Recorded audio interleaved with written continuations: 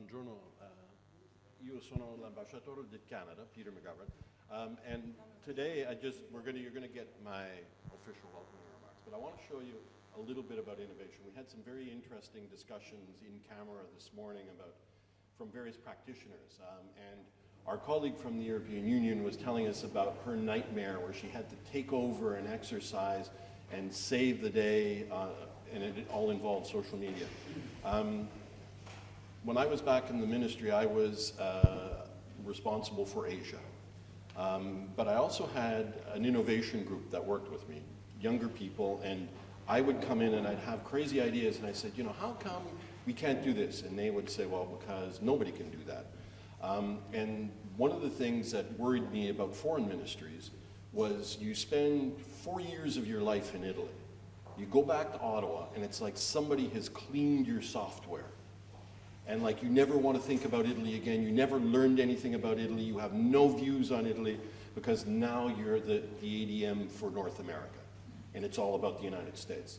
And another thing that used to get to me was we still have traditions in our foreign ministry that are based on telexes.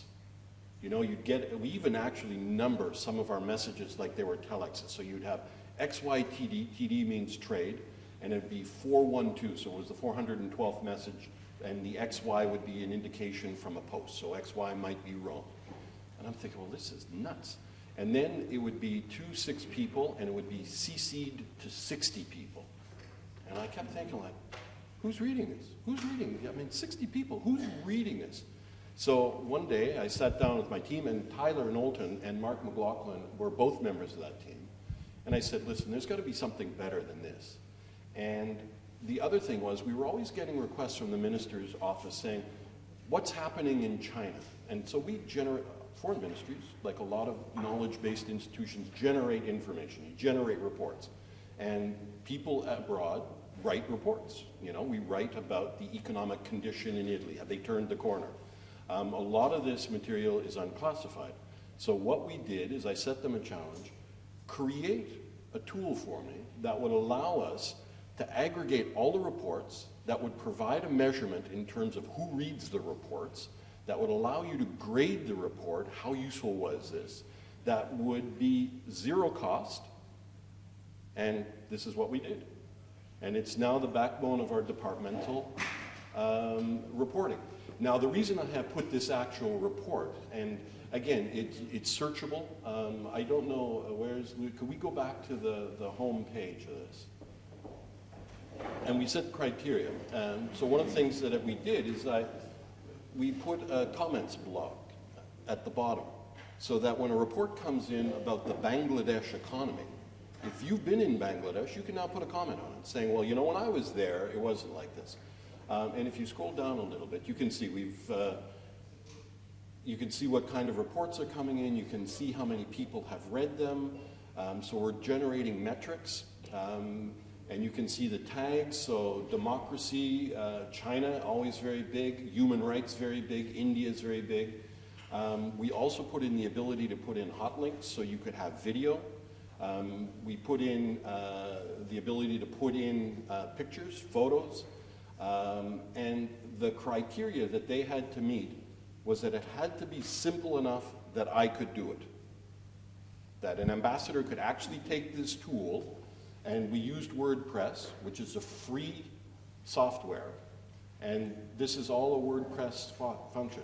Now, there's a typical element to this story, of course, because when we generated all this, created this incredible tool for free, using our in-house talent, like we saw a very good video that was produced this morning, in-house, it was very cool. It went to our IT professionals. The IT professionals took this free construction that we had done, which we did in a beta version, and they spent $150,000 to validate it. So it kind of tells you how big ministries work, you know? So $150,000. Now, it isn't as successful as I would have liked it to have been. Part of the reason why is that you have to have senior buy-in.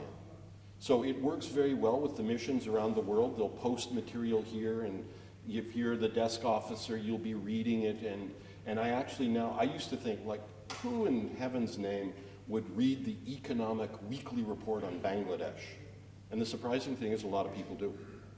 And I used to think 60 people, you're joking. And we would see that they would.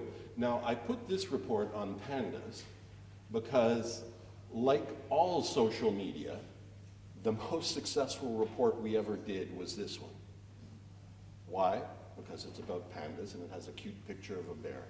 And our colleagues around the world very cleverly have picked up that if you put in a picture of a cat, if you can put in some kind of action report like this, you'll get tremendous uptake. So this is from our embassy in Beijing, it's one of the most followed. And again, I think it even has a comment by me there if you scroll down. How do you like that, eh? Yeah.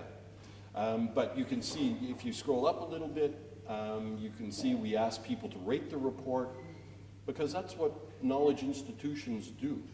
And this was just something generated by us in a department, and it shows how powerful you can be within your own organization. And none of the people who worked for me were techies, but they were very knowledgeable, and they had an idea that you could discuss what it was you wanted, and you were able to come up with something like this. So it's a very, very powerful way internally of working in a different way. So that was just kind of to give you a feel for the space that we've been talking about. Now, if you turn that around, it's 3 o'clock right now. Allora, noi cominciamo. Fantastico, eh? Prima, benvenuti all'Ambasciata del Canada. It seems a little bit odd, doesn't it, to be sitting in this room and you look at the ceiling and think about how do we work in a more modern way, you know? But that's part of the discussion we have. We were having debates, and I'm not a very deep thinker, so I would put out, but I am very good at sweeping generalizations. And I was called out for it a couple of times. So one of my sweeping generalizations was, diplomacy as I know it is dead.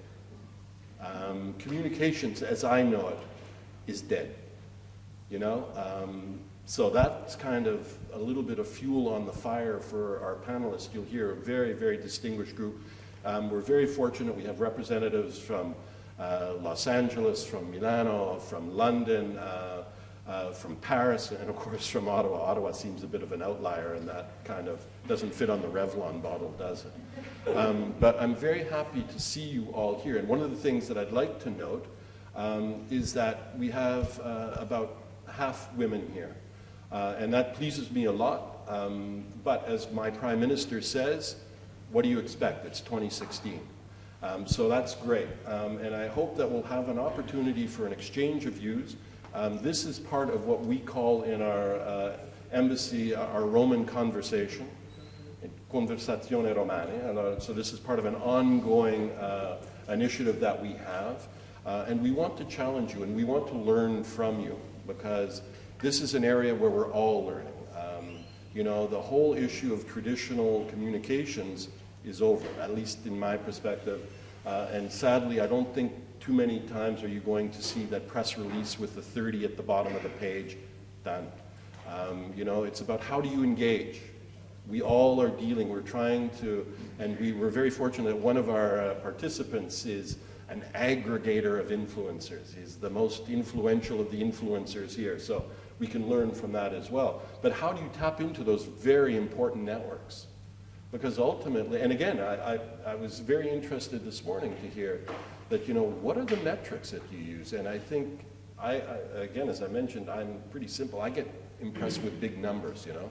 So I go big numbers and, oh, wow, look how many hits we had. But really, what's that tell you? And what I learned this morning is that ultimately, it doesn't tell you very much. And then, what is the role of governments in terms of information? Governments collect more information than anybody. And we have people who are thinking a lot about big data.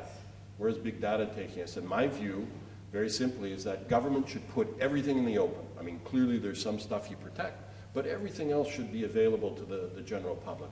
And you should take that information, and you should be able to do with that information whatever you want. because it'll probably be very powerful and it will inspire and inform conversations about the kind of things that we're going to have to deal with policy-wise moving forward. Je m'excuse, j'ai parlé entièrement en anglais. Au Canada, on a les deux langues officielles, puis je suis ravi qu'on a notre représentant de la province de Québec. Mais Canada, dans nombreux mondes, est chef de file pour des discussions sur la technologie. Alors, j'espère qu'aujourd'hui sera que ça va informer vos pensées quand vous tous travaillez avec les défis que vous avez.